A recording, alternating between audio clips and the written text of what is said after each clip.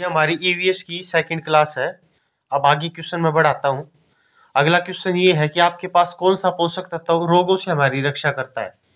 तो विटामिन जो होते हैं वो हमारी रोगों से रक्षा करते हैं। जैसे विटामिन ए अगर है की कमी हो जाती है तो आपको पता है नाइट ब्लाइंडनेस हो जाता है, रतौंधी। उसी प्रकार विटामिन सी की कमी हो जाती है तो स्कर्वी नाम की बीमारी हो जाती है। उसी प्रकार B1 की कमी हो जाती है तो आपको बेरी बेरी नाम की जो बीमारी हो जाती है वो। तो विटामिन हमारी रोगों से रक्षा करते हैं।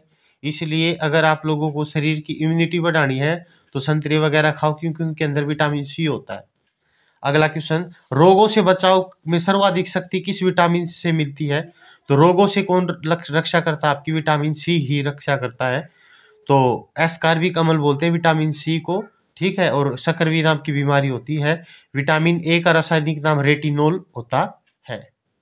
उसके बाद हड्डियों व दांतों हेतु कैल्शियम का उपयोग करने के लिए कौन सा विटामिन आवश्यक है। तो विटामिन डी। अगर विटामिन डी की आपके शरीर के अंदर कमी हो जाती है तो आपका शरीर कैल्शियम को अब्जॉर्ब नहीं कर पाता। अगर और विटामिन डी आप लोगों को पता ही है कि आपको सूर्य की किरणों से मिलता है, क्योंकि विटामिन डी जो होता है वो ऑलरेडी आपके शरीर में प्रेजेंट होता है, वो भी त्वचा के अंदर। एक तो विटामिन B12 और विटामिन डी जो होता है वो आपके शरीर के अंदर ऑलरेडी प्रेजेंट होते हैं। अब विटामिन डी होता है वो इनएक्टिव रूप में होता है, लेकिन जैसे ही उसके ऊपर सूरज की किरणें पड़ती है तो आपके एक्टिव रूप में आ जाता है। और विटामिन डी का रासायनिक नाम कैल्सीफेरोल होता है। और विटामिन डी की कमी से दो प्रकार की बीमारियां हो जाती है। एक तो रिकेटस नाम की बीमारियां होती है जो छोटे बच्चों में होती है, और एक होती है ओस्टोमलेशिया नाम की बीमारी जो बूढ़ों में होती है। उसमें हड्डियां वगैरह मुड़ जाती है, हड्डियों से रिलेटेड बीमारी होती है ओस्टोमलेशिया। उसके बाद अगला क्वेश्चन आप लोगों के लिए, चावल में कौन सा पोषक तत्व सर्वाधिक मात्रा में पाया जाता है। तो चावल में स्टार्च पाया जाता है। स्टार्च बोले तो कार्बोहाइड्रेट पाया जाता है, और स्टार्च एक प्रकार का पॉलीसैकेराइड होता है। लेकिन एक बार क्वेश्चन आया था कि गोल्डन चावल में कौन सा विटामिन पाया जाता है, तब उसका आंसर आप करोगे विटामिन ए।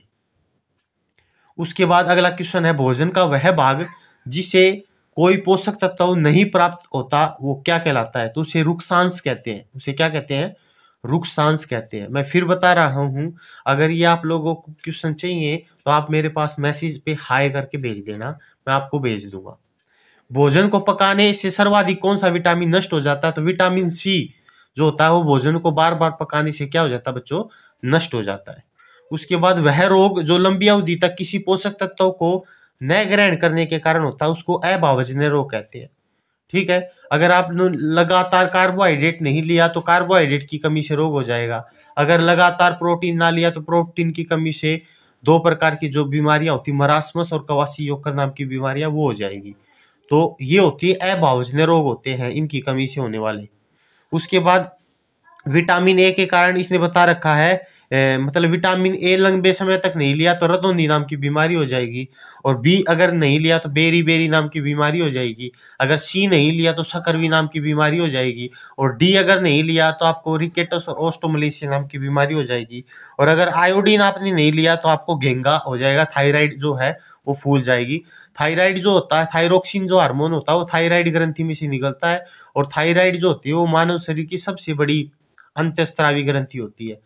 अगर मैं सबसे बड़ी ग्रंथि की बात करता हूं तो लीवर होती है, और सबसे बड़ी अंतःस्रावी थायराइड, और सबसे छोटी अंतःस्रावी पीयूष होती है। और पीयूष का दूसरा नाम पिट्यूटरी ग्लैंड होता है। और पीयूष को मास्टर ग्रंथि कहते हैं क्योंकि वो सभी ग्रंथियों में से निकलने वाले हार्मोनों को कंट्रोल करने का काम करती है।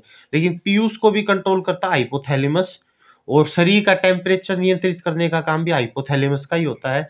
और हाइपोथैलेमस को नियंत्रित करता है आपका माइंड, ठीक है। क्या करता है, माइंड। और जो तंत्रिका तंत्र नर्वस सिस्टम, उसकी सबसे छोटी इकाई न्यूरॉन्स ही होती है।